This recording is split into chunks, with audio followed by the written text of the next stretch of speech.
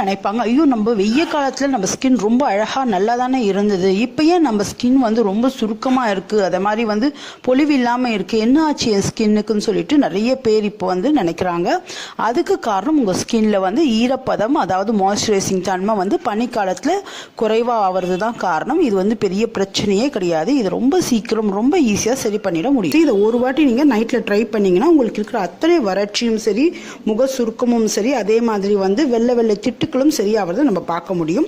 இது அந்த அளவுக்கு ஸ்கின்க்கு ஈரப்பதத்தை கொடுத்து உங்கள் ஸ்கின்னை வந்து ரொம்ப அழகான ஜொலிப்பு தன்மையோட எந்தவித மாசு மருளும் இல்லாமல் மாற்றக்கூடியது. இது வரைக்கும் நம்ம சேனலை நீங்கள் சப்ஸ்கிரைப் பண்ணலைன்னா இப்போ சப்ஸ்கிரைப் பண்ணிக்கோங்க. அதே மாதிரி பக்கத்தில் இருக்க பெல் சிம்பலையும் கிளிக் பண்ணிக்கோங்க. இந்த குளிர்கால மாய்ஸ்சரைசர் வறண்ட சருமத்துக்கும் பொருந்தும். அதே மாதிரி ஏஜிங்னால ஸ்கின்ல வந்து சுருக்கம் இருந்தாலும் அதையும் வந்து இது வந்து சரி செய்யக்கூடிய ஒரு அற்புதமான டிப்ஸ் இது. இதுக்கு தேவையான பொருட்கள் வந்து வேஸ்லின் பெட்ரோலியம் ஜெல்லி வந்து 1 ஸ்பூன் எடுத்துக்கோங்க, தேங்காய் எண்ணெய் 1 ஸ்பூனு, ஆலோவேரா ஜெல் வந்து 1 ஸ்பூனு, விட்டமின் இ கேப்சூல் இவ்யான் 400 mgன்னு சொல்லிட்டு எல்லா மெடிக்கல் ஷாப்லையும் இது கிடைக்கும், அவைலபிளாக இருக்குது. இந்த கேப்சூல் மட்டும் 1.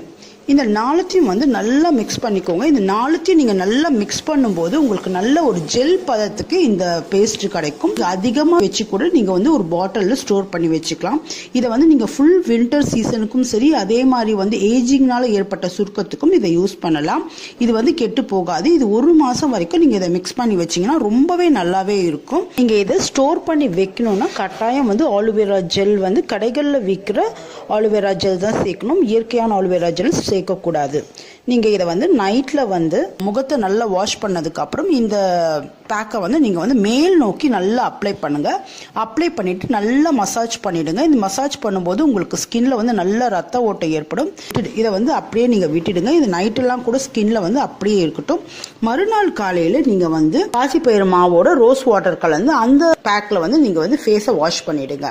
இதை நீங்கள் ஒரு வாட்டி நீங்கள் ட்ரை பண்ணி பாருங்கள். உங்கள் ஸ்கின்னோடைய டெக்ஸ்டரே ரொம்ப நல்லா மாறி இருக்கும். க்ளோயிங் ஸ்கின்னை வந்து நீங்கள் வந்து இது பெறறதுக்கு ரொம்ப ரொம்ப ஈஸியாக இருக்கும். இது வந்து ரொம்ப நல்ல அற்புதமான வந்து ஒரு வழிமுறை இது. இதை செஞ்சு பாருங்க. அழகாக இருக்க குறிப்புகள் நம்ம சேனலில் காத்துட்ருக்கு. நம்ம சேனலை சப்ஸ்கிரைப் பண்ணுங்கள். இந்த வீடியோ வாட்ச் பண்ணதுக்கு நன்றி. வணக்கம்.